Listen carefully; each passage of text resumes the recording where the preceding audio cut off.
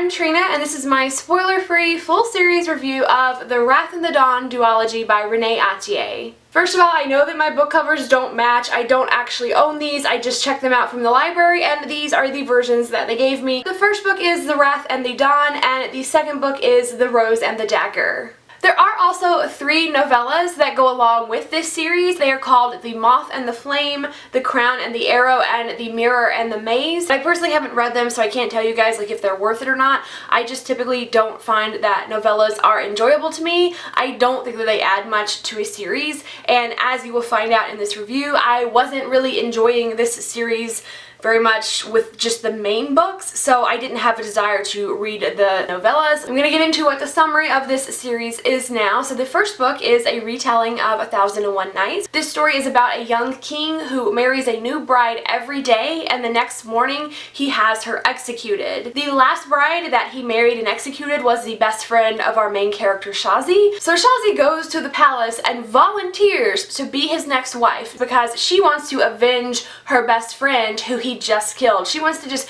get into the palace and assassinate the king. And when Shazi gets to the palace, she realizes she needs to find a way to stay alive, and she does this by telling the king a story every night in hopes that she'll leave off at an important part and it will make him want to keep her alive, so she'll continue the story the next night. I was not a big fan of the first book, and I didn't even want to continue the series, but I continued it for a project that I was part of, and I will say that I enjoyed the second book much more than the first one. Now, I don't want to like bash this series or anything. I don't like hate it, but it just was one that wasn't for me, and I debated even posting this review because I didn't want to come across as if I were discouraging people from even trying this one. But I have been reviewing every single series that I finish on my channel for a couple of years now, so I didn't want to just leave this one out. So please just know that even though this series wasn't for me, I'm not trying to tell you guys that it's awful or anything like that. But I'm going to start with this review by doing like a pro and con list. I want to tell you guys what I didn't like and what I did like about it, and I'm going to start out with the cons so that I can end on a more positive note. But one of the first things I noticed that I did not like about this series that made it kind of hard for me to get into is that it was so similar to the story that it was a retelling of. You have the exact same frame story where a king is killing off his brides every day, and then Scheherazade goes to the palace and she tricks him into keeping her alive by telling him the stories every night. And even these stories are the same ones from 1001 Nights. So I just felt like it didn't mix things up enough. But if you like a really straightforward retelling that just kind of adds a little bit more to it, but it's very, very similar, then this definitely might be one that you would be more interested in than I was. The other biggest reason that I didn't really enjoy this series is because of the romantic tropes that were used. One of the tropes that was used was that there was a love triangle included, and it felt so completely useless. You can have had a first boyfriend and no longer be with them, and that can still be part of the story without it having to be a currently active love triangle. So I just didn't think that it needed to be in this story. I didn't enjoy it. The other romantic trope that was used, which is one that I normally love, it's the enemies to lovers trope. And the reason that I didn't like how this one was done in this book particularly is because in book 1 there's a scene that was so cliche, and it's just like a switch is flipped and all of a sudden they are like super attached to each other. The next biggest reason why I didn't enjoy this series is because so much of it felt very underdeveloped. The world felt very underdeveloped, and none of these side characters felt very fleshed out.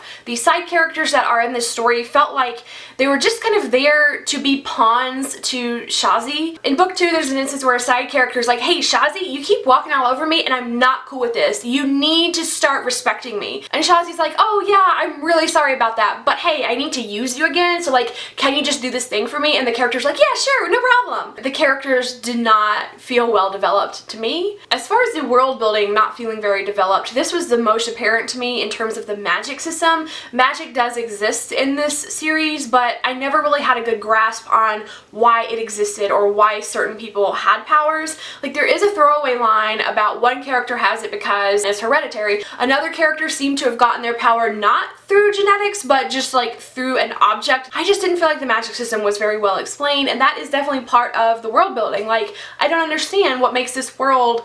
Another thing I didn't like about this series was the descriptive writing. So a lot of people say that this writing is very gorgeous and flowery and beautiful, and I don't notice that, to be honest. I do notice that this writing is full of descriptions. Like, for instance, you will have a scene where two characters are having a conversation and you'll go an entire page with no dialogue because the character has been asked a question and then they start thinking about like everything around them, all their feelings, and then you turn a page and the next page they answer the question, and by then I've forgotten what the question was, so I had to go back. So there's a lot of description in this book, but I didn't think it was particularly more beautiful than like a lot of other writers that I know of. It just felt like a lot of filler that didn't necessarily need to be there. The last thing that I did not enjoy about this series is that I felt like the climax and the resolution of things was very unfulfilling to me. Things just kind of ended up fizzling out at the end. Some decisions were being made and then immediately unmade, and I didn't understand, like, why did that even need to happen in the first place? I do want to tell you guys some of the things that I did like, and I did, like I said before, I did enjoy book 2 a lot better than book 1, and that's because it had moved away from relying on those romantic tropes so much, and I did really enjoy that book 2 wasted no time in accomplishing a couple of the tasks that had been set up. There's something that Khalid has to do, he does it. Like, there's no time wasted. There's something that Shazi is trying to figure out, she figures it out, no time wasted. Another thing I liked about this series was that I did really enjoy Khalid's backstory. It is a little bit cliche in terms of having a backstory that kind of excuses and redeems the character's current behavior, but at the same time I did think that his story was interesting. The last thing I'll say that I did enjoy about the series is that there's something that happens in book 2 that made me really emotional, and books don't normally get a very strong emotional rise out of me, but this one had me actually having a couple of tears forming in my little dried up tear ducts. I don't really think that the way things played out were developed enough, but there was a moment that strongly resonated with me emotionally, so I'll give it credit for that. It did kind of tug at my tear ducts. Obviously, I wasn't the biggest fan of this series personally. That's just a personal preference thing. I do think you would like this one if you're looking for more variety in the retellings that have been put out, because